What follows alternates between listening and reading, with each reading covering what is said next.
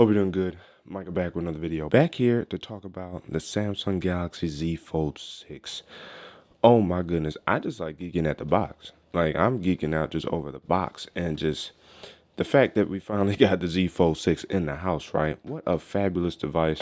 It's been well over a day now. I would say probably approaching somewhere around 45 hours or so since having this device. And as I told you guys, what I said I would do, you guys see here with that white, if you look at and I do have my fingerprint sensor always on, so that's something I might change. But as you guys can see, if I just whip out the S24 Plus real quick, copied everything over from this with a few exceptions. I've been able to customize the interior display. But what are my thoughts so far after this 45-ish hour stint? No, it's not even close to that yet. It's like 35 hours, my bad. You ever had that feeling where you have so many thoughts that you just kind of paralyze yourself and you really don't have much to say at all because you don't know what to start off with? Well, that's where I'm at with this device here. This Galaxy Z Fold6 has shocked me. It has removed my ability to articulate myself as to just how phenomenal this device is. And I'm so happy and glad I got a color that I'm going to appreciate long term. Not to say that I don't appreciate the purple on the S24 Plus. I love this Thanos purple, but having a nice neutral color like this white definitely stands out, and that's why it's hard to do cases. As you guys have seen, this is my second video up, which is my kind of, initial impressions, first impressions, initial review about the Z Fold6. I still haven't opened the case yet for the S Pen. I have not whipped that out yet, and that is because I've been admiring the design of the Z Fold6. The speakers are absolutely stunning on this, both from a perspective of audio quality when listening to content, but also the phone speaker is so much better than I thought it was going to be. My reference point would be the S24 Plus and the iPhone 15 Pro. This sounds much better than the speaker in the S24 Plus, but it also sounds, if not better, right on par with the speaker quality of the iPhone 15 Pro. Now, it could just be my unit of the S24 Plus, and let me go ahead and grab that real quick. But if you look very closely, you can see that the speaker grill is actually bigger on the front here of the cover screen for the Z Fold 6 as opposed to the speaker. Oh, no, actually, I'm lying. The speaker grill is actually bigger. What? Okay, so that makes this even more confusing because the sound quality, the call quality is so much better on the Fold 6. Now, maybe it's the heft of the device. It's more full. Being closed, there's less potential echo, I guess. But the sound on the S24 Plus just sounds more distorted. So that's interesting to see that despite having a bigger speaker grill on the front, the sound sounds better. The audio sounds better on the Galaxy Z Fold 6. One of the things that I appreciate about Samsung is how they have refined their ability to remain consistent over time. And you look at all of their phones ranging from the A15, the A54, 55, the S24, the S24 Ultra even, the Z Fold 6, and now the Z Flip 6. And if you look at their design profiles across the board, you're going to see something along the lines of vertical cameras that all look relatively the same. They're going to have a more or less uniform body look like the S24 Plus, which is kind of like their running theme right now. And when they make adjustments, they're subtle, but they're noticeable. And they refine the user experience. They refine holding the device in the hand. And so bringing that here to the Galaxy Z Fold 6, when you look at the first iteration, of course it looks drastically different, but that was 6 models ago. Really starting with the Z Fold 4-ish is where you notice they kind of started to look much more uniform. And that's not a bad thing. That's actually a great thing because us as consumers want something that we can recognize, but also would like those necessary small changes that really just enhance the experience of holding and using the device on a regular basis. And that's what I'm getting from the Z Fold 6. Yes, this is my first foldable, but I also appreciate the fact that watching this device grow over time, I'm glad I was able to jump in with the Fold 6 because this device is amazing. And as you guys can see right there, I'm no longer scared to do the one hand close with this device. It is astonishing what Samsung has been able to accomplish with this. Now, does it mean that this is everything's perfect? Oh, of course not. Right? I'm still in that honeymoon phase of really learning the device, learning how I want to use it, learning what I want to use it for. And this really kind of brings me to my next segment about the consistency in software. And this is something that I hope Samsung actually improves on and fixes on. Now, it doesn't mean we're jumped out of hardware yet, but just something in particular about software because we're talking about consistency. So if we back out of here, let's go into modes and routines. So if we go into modes and routines, and let's just say I go into my sleep profile. So as you see here, you have the lock screen, you have the home screen, you have watch face. Now, if this is a fold, that picture should reflect the inner display, right? Now let's see what happens when we open it up. Now when we open it up, it reflects the interior display, but it does not reflect the cover screen. And I think what Samsung should do in this situation to lessen confusion is reveal all the different size displays so you know exactly what you're setting up, and potentially being able to customize. That way it's a lot easier to do that on here. I think that's where Samsung still isn't quite used to having their uniformity across their foldables and their flips, because I believe, well, the flip doesn't have all this as much either. But the flip is actually a little bit more consistent with having things specifically for the cover screen and having things specifically when unflipped. In this case, with the Fold 6, you notice just certain little small things like that in the settings that make it a little bit hard to do that. Another thing to mention about the consistency is knowing that you have this big display, and instead of having to swipe across horizontally, why not have started the trend of the vertical app drawer with the fold and even the flip because of the orientation of the devices. And we know that with One UI 7 that is coming with the software that should be ubiquitous across their devices. But again, it's something that I think Samsung is still trying to understand themselves, even 6 iterations in, how they want their fold to really reflect their profile, their uniqueness. And that's something that, of course, we get to look forward to, because even though this device looks like the Fold 5 at first glance, when you really look at it, it doesn't. The Fold 5 is a little bit more rounded, whereas with the Fold 6, it's got a little bit more sharpness to those corners. Not sharpness that hurts or in a bad way. If anything, it's like soft definition. It's very, very elegantly defined that this is more of a square look. And that's something that I definitely appreciate the most about it, is that this profile itself feels really, really good. But with that being said, how do I feel about the displays? How do I use this device, right? I am still trying to figure that out. I use this device, of course, a lot. And if you guys can see there, we have 51%. I did put it on the charger once after reaching 51% yesterday. And actually, I had it on the charger because I had Android Auto in, and it charged up to about 71% before I put it back on the charger when I got home and just fully charged it to 100%. And so you're looking at, almost a day later, and I've lost half battery life on this. So, and this is me using this device. Now, granted, what I've been trying to compare is both with my Galaxy S24 Plus, my Z Fold 6, and my iPhone 15 Pro.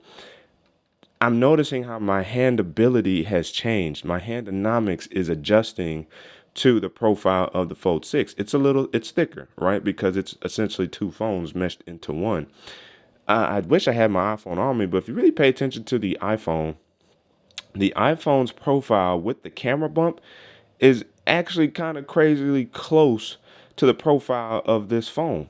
Like it's actually kind of crazy. The iPhone's about the width of like one and you know up to maybe the volume rocker, but the camera protrudes so far that it really kind of makes up for that space. So just in your pocket, it's not going to be as noticeably different having this in my pocket as opposed to an iPhone 15 Pro or the profile of the S24 Plus.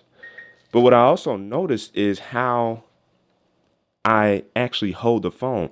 So as you guys can see, I'll put my pinky down there from time to time, but because it is slimmer, I don't have to. I can actually hold it like this, and you see my thumb still reaches comfortably across the display. So when I am typing, let's just go to, see now, if it's in the bottom corner, it's a little different. But let's just say we go to Google and I want to type in something, it's a lot easier to swipe, even holding with the pinky over here. So if I could say swing, it said drying. Let's try it again. Swing. Setting. But if I adjust my pinky down there, it's a lot easier as well because it's a smaller profile. So now I can reach swing. And so this leads me to the point of saying that with the cover display, overcoming the slimness of the display, it's actually a little easier to type one-handed and or swipe one-handed. And if I have two hands, it's also easy too because I can just take my thumb and do it like that. And now I get, well, swine, but I can still get my typing in. You do notice there are more typing errors because the keyboard is so much more smaller. So if I try to type it out with my hand, okay, I got it that time. But you do notice a little bit more typing experience from that perspective that you may lose out on some correctness, which is where autocorrect comes in, or just paying attention to what you're texting and typing because the screen is smaller. So your fingers may overlap and hit other keys instead. So I have noticed that with the cover display, but I also like the cover display because this is really a glimpse into what's in the phone. And so using this to do some light social media scrolling, right? If I hit threads and I just want to kind of look at some things, I want to hit the like button, you know what I'm saying? I can do that and keep it going. You know, shout out to Urkel for getting a role in Skeleton Crew and Star Wars. Hopefully that'll be a great show. But you see, I could just use a cover display to get some simple things done here like that, right? But then, like, let's say if I'm going to YouTube, I may open it up here, right? Just to scroll my feed, just to add stuff to my watch later. But if there's a video I really want to watch, open that baby up, and here we are right here on YouTube. Shout out to Josh Bain. And then all I have to do is select the video and I can start watching. So we just grab one of my videos real quick because, you know, copyright out here. If we actually just wanted to even watch my short real quick, look at my short. Look at how good that looks on this display. Even if I rotate, it gets more slim, right? Because it's more fitted for the actual natural unfolded display. But what I also like is the fact that if I back out and I actually grab another video, let's just skip in because you guys maybe didn't watch this. You guys see I overlaid myself in the video so you guys can see my reaction. But what's nice is you get a nice presentation there already. And that's what you get right there. It's the same size as you just saw it. It just bumps to the middle. So you don't always have to rotate the phone in order to be able to appreciate the more widescreen look of the video. Now, the reason why I was looking to see where my my buttons work because I'm holding my phone like this. But naturally, because the speakers are at the bottom and not at the top, the better idea is to actually rotate this way and have the cameras down in your palm or at the bottom so you get better clearance of the speakers. You can better hear what you're watching and listening to. And so that's one of the things I actually appreciate. But here's where, again, the consistency in software comes into play. So with YouTube, if I'm, as you guys can see right now, if I turn the volume up, so this is where I can use my pinky if I want, well, forget it. I'm just going to use my thumb. So if I turn the volume up, you guys could probably hear it, right? Let me be quiet and let me show you what happens when I rotate. Oh no, when I actually flex, my bad. You notice that?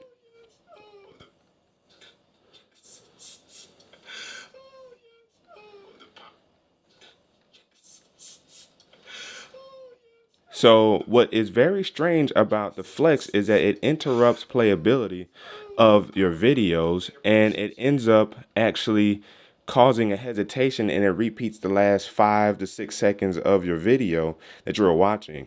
And so I do find that very strange as to why 6 iterations in, with Samsung being a pioneer in the foldable market, and with Google prioritizing, or more or less really bringing to the forefront, foldable software, why is it that 6 iterations in with the Z Fold 6, we still have these weird little quirks with the software? And so that's where one of the things I'm hoping we see improved over time, or with a simple software update, whether it's on YouTube side or Samsung side, the consistency of being able to flex mode with no interruptions of the workflow. And one of the other things I also appreciate and I'm learning how to use is really using Google to search a whole lot more often. So if I'm reading something or watching something, what I'll do is, so we actually come back into the internet here, and we got all this stuff going on. I really don't care about any of this. Target child driving. What? All right, so this must be a video or something. But let's just say, okay, what is that? I just press and hold now. I'll just circle. It'll highlight, and then all I gotta do is swipe up, and I can get the information I want to see right here. Do a deep dive into this real quick, right? I'm like, okay. And if I'm watching a video, it's still playing in the background. And then all I gotta do is swipe back to swipe close, and I can maintain what I was doing before, which was being entertained by what I was reading or watching. And so I'm learning those little subtle tricks here with the fold, and even experimenting with the fact that I have so much more display here. I can actually easily just pull in something and I can pop it, right? Or I think I can, yep, you just pull it like that. And so now whatever I was doing is over here on the left, that's here on the right. Let's say I have to also do a little bit of, voice recording with what I'm doing. Put it down there real quick. Now I got me a nice little setup like that. Oh, I'm not finished. Let's say I need to also figure out where I'm going. So I'm gonna grab, well, so unfortunately, in order to get 4 apps, you got to do it like that. And then you grab this, and oh, so it actually won't let you. Oh, interesting. So you can put it in any of the panes, but you cannot kind of forcibly do a 4 window. You have to leave it where you had it. And you almost have to time it perfectly to put it right back in the center. So again, 6 iterations in, many software updates later, why is it that we can't do a 4 window pane app setup? We have the capabilities. You see how 2 apps look like that already? Why can this not be done here as well? Again, the consistency there, the progression of the software.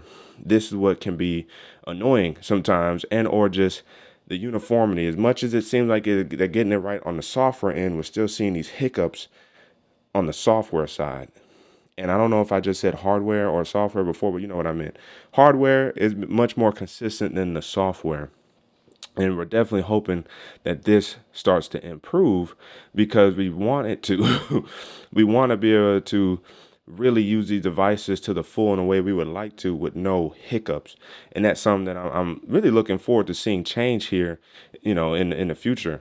And so with these AI updates, with the adjustment to Smart Select, I have that capability here where I can do this. It's going to hit the kind of Bixby look, the new Siri kind of look. And then I can do what I want, such as circle something or touch something. And now it's going to allow me to sketch the image. It's going to allow me to add to a note. I can copy this image. I can share it. I can download it. Whatever I decide to select, it's going to do that for me. And then if I have to, I can adjust. So I like these software implementations on really all the devices, because you could do this on the S24 Plus, as I just showed you guys in previous videos. And I will have a One UI 6.1.1 video for the Fold 6 as well.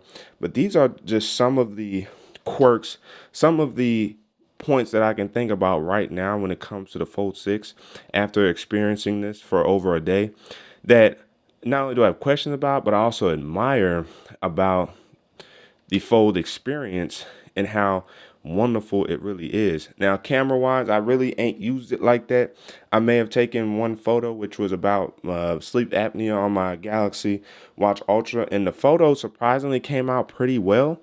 I posted on Threads and TikTok. Maybe I'll post it here on YouTube in my communities tab. At least that one sample image when it comes to the Fold 6. That's something that I will be testing out later on, which will be the cameras. But for now, this is just how it has been out of the box, this pleasurable experience. And to really cap it off with the cameras, 6 iterations in the body style that we have, we should see more improved cameras on the Fold 6 that should match or rival the S24 Ultra, because we are paying a pretty premium to play in this market.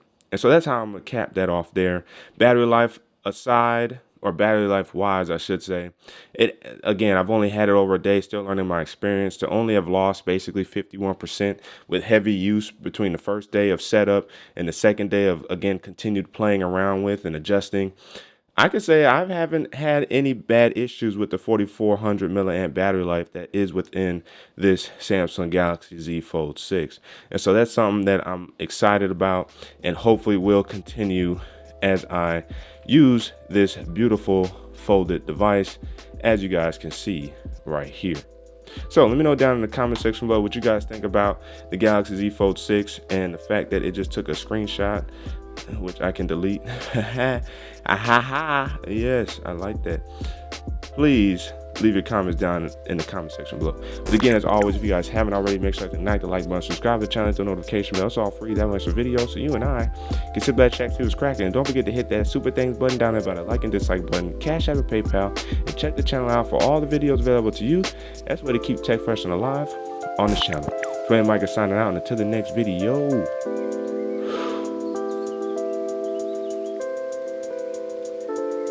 Wait for it.